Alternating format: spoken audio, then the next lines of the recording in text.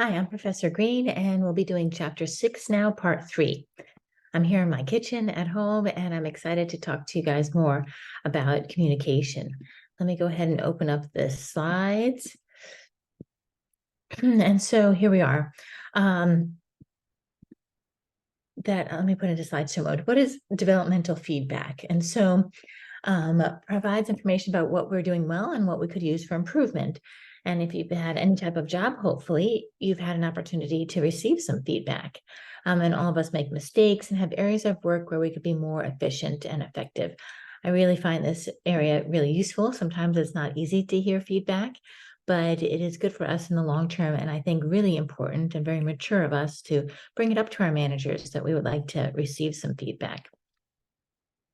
And because we're often quite unaware of where and how we can improve.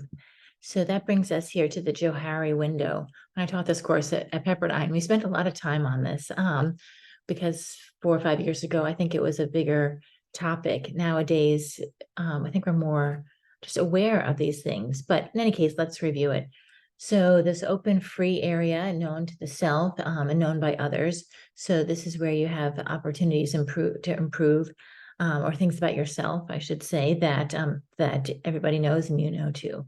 So this morning, my husband said, "Could you be more on time to pick up our son?" And he's right. Sometimes, or in the past week, I've been running late because I've had a tight schedule. So yeah, I'm going to try and improve on that. Here we have unknown by others, but known to yourself. So this shows up, through self-disclosure or exposure. So you know that you have a shortcoming, but not necessarily other people. Do they know that? I'd say at the moment, sometimes I have a shortcoming in really buckling down and doing my reading, at least in the last week or two, coming back from summer vacation. But other people don't necessarily know that because I create these videos and I do other things. I show up meetings and I eventually get it done, but I feel like I could be a little bit more timely.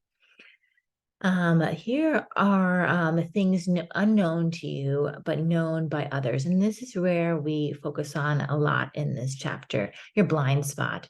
So this is where we can ask for feedback. People know that something's wrong, but you don't even realize it, what's going on. And when I got married, my husband used to say that my cadence was a little bit different and that I would like pause and I would ask a lot of questions. And I attributed it to the fact that I just moved back from Switzerland and the way that they have a conversation there is a little bit different.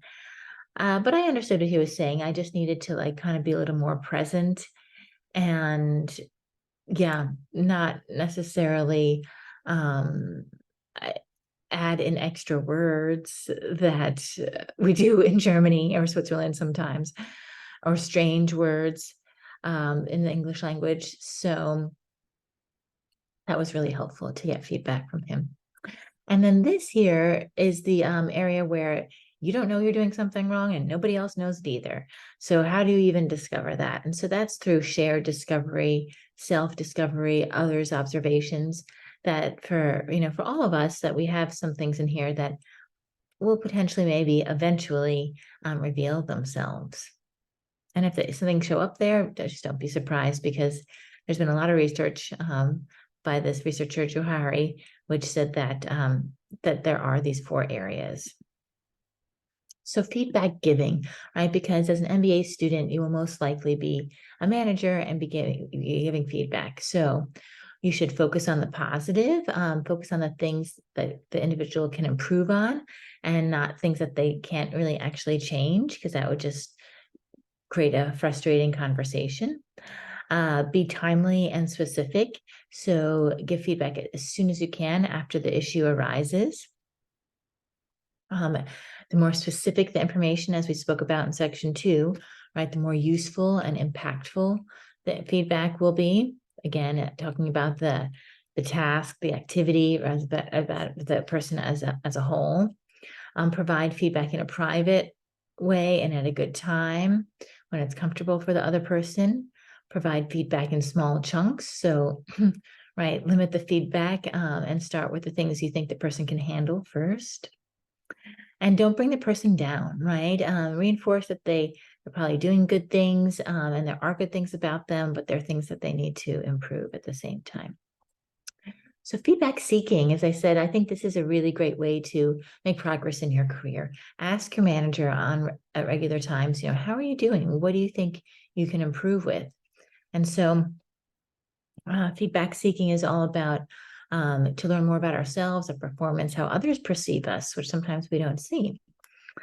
Gathering information for boosting performance, as I said, improving relationships. I find that asking for feedback is a great way to kind of get buy-in about different ideas. Just this week, I had to talk to the associate dean. I asked him for his feedback on a course that I'm offering next semester, and if I should do it hybrid or in person, and what my thoughts were, what my ideas were. And now we have a really nice, I think, relationship about how to proceed. And that was really, really nice to get his feedback. Enhancing your overall well-being. So, creating feedback, receiving feedback, I should say, is always easier done when we're more confident about things. And so that's why I often ask for feedback when I'm in a good space, because I feel like whatever comes, I can handle it a little bit easier.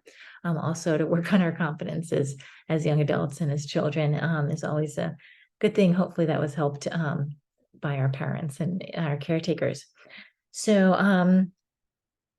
oh yeah, and we should also always ask for feedback too, even when we've been in a job for a long time, that the research shows that as people are in a job, they don't ask for feedback anymore because they feel like, oh, they've been here a long time, they know what they're doing.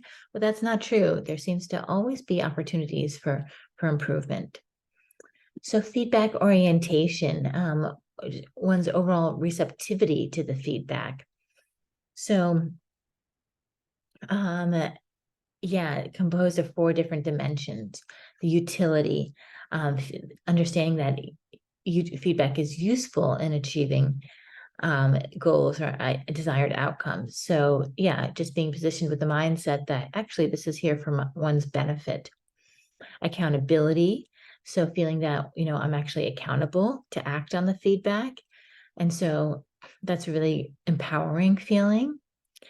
Social awareness, to consider the view of others and being sensitive to these views. So if you receive some feedback, kind of try to think about like, where are they coming from?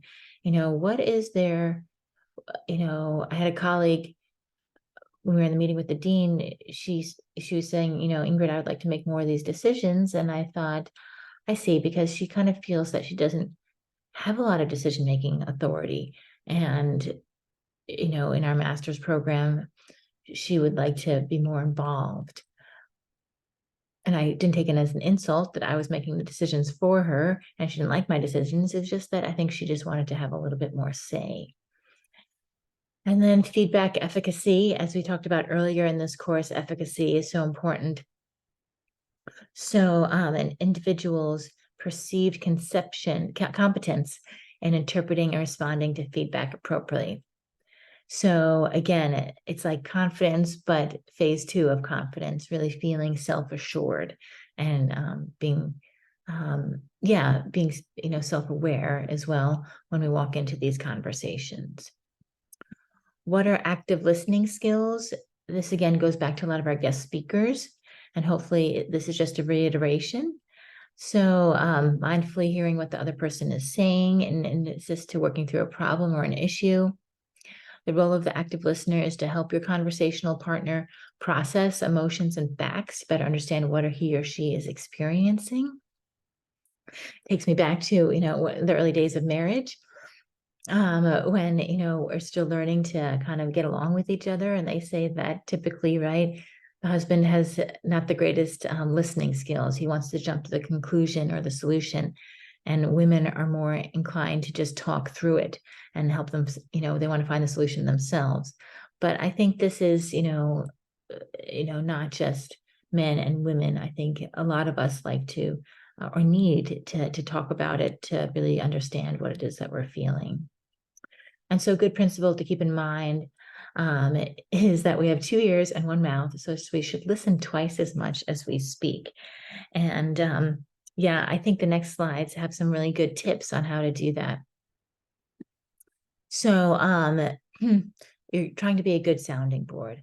So keep the focus on our conversational partners, on their issues and their concerns, and help facilitate the problem through reflection and introspection. And again, this is helpful not only in the workplace, but at home as well and in our personal lives.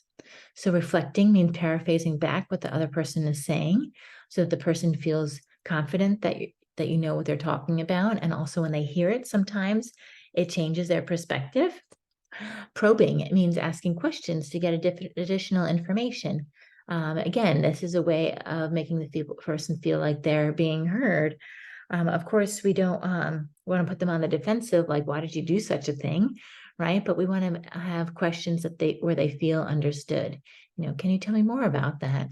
How did that make you feel, etc.? Deflecting, shifting to a different topic, or countering with a revised version of the issue.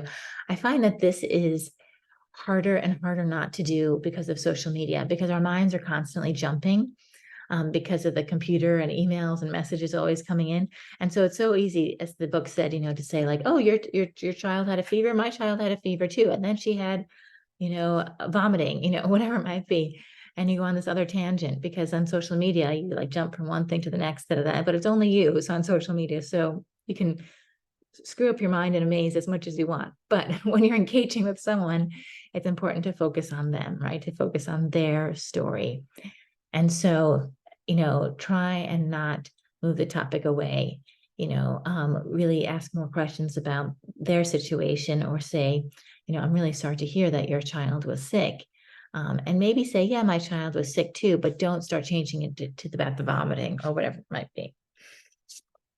So, and then the last thing is advising, means telling someone what to do. And again, this is back to that, early young married couples.